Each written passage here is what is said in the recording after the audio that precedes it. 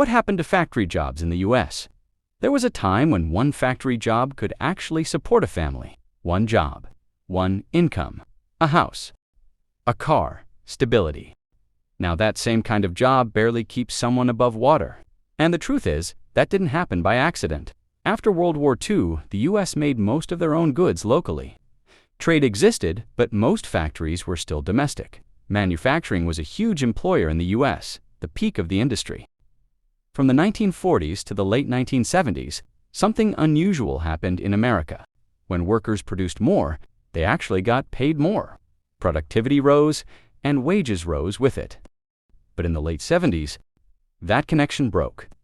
Workers kept producing more value every single year, but their pay stopped following. So the question becomes, where did the extra money go?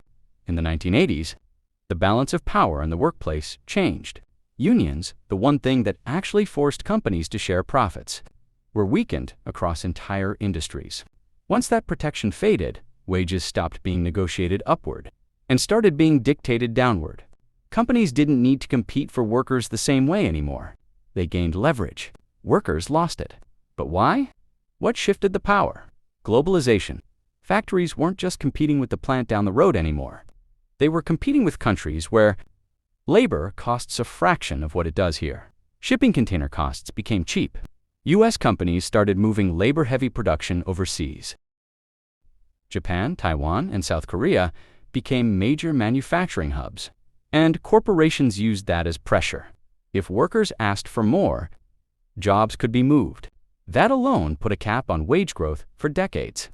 Around 20 million factory jobs in the 1970s, that number steadily declined while production increased.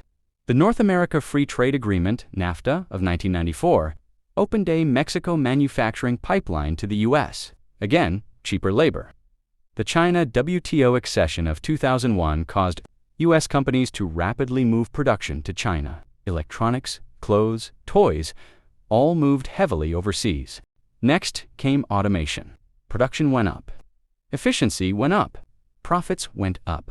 But wages, they didn't follow the same curve. In theory, automation should make life easier for everyone. But in practice, most of the benefit went upward, not outward. While wages flattened, corporate profits expanded dramatically. And executive compensation didn't just rise, it exploded.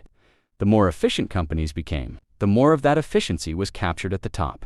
Shareholders and executives took a larger share of the value created by workers. Workers didn't disappear from the system, they just stopped getting their proportional cut.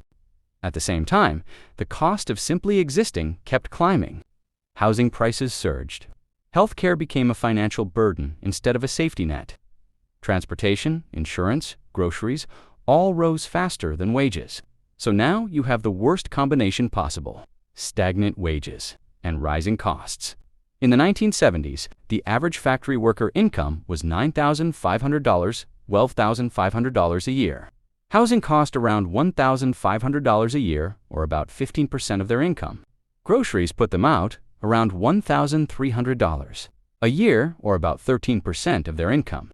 They could afford to own a home, purchase a new car, boat, go on vacations with their family.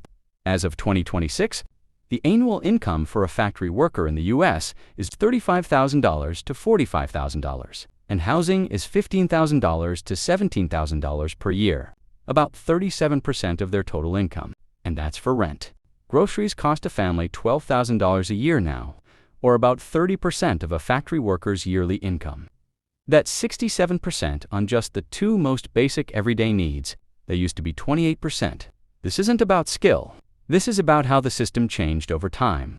A system where the people doing the work stopped getting the majority share of the value they create. And that's why one factory job used to build a life, and now it barely sustains one. Are you coming to the tree? They strung up a man, they say we'll know that free. Straight